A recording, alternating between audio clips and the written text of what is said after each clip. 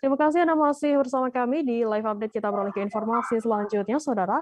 Sosok mayat ditemukan mengapung di aliran Sungai Kereng Tripa, Kecamatan Tripa Makmur, Kabupaten Nagan Raya, Aceh pada Minggu 20 Maret siang.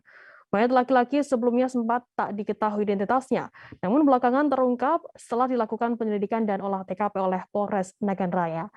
Mayat tersebut diketahui bernama Dahlian Ali, 63 tahun, warga Desa Ujung Padang, Kecamatan Mangeng, Kabupaten Aceh Barat Daya yang merupakan kabupaten tetangga Nagan Raya. Informasi lebih lengkapnya akan disampaikan oleh rekan jurnalis kami dari Selami News Indonesia, ada Rizwan yang akan melaporkannya. Silakan rekan Rizwan, laporan Anda. Baik Firda, dapat kami laporkan.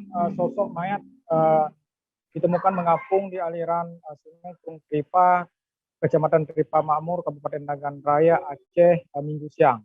Mayat tersebut sebelumnya tanpa diketahui identitas, namun belakangan polisi melakukan proses penyidikan dan mengetahui bahwa mayat tersebut bernama Dahlian Ali, yaitu warga Kabupaten Aceh Barat Daya, kabupaten tetangga dari Nagan Raya.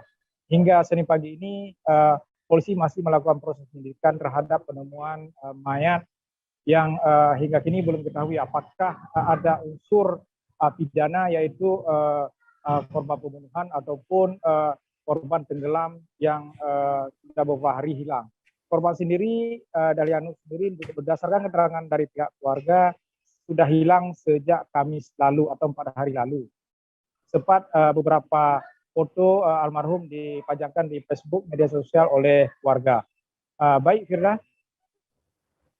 Ya, baik, terima kasih rekan jurnalis dari Selami News Indonesia, Rizwan, atas laporannya. Selamat bertugas kembali.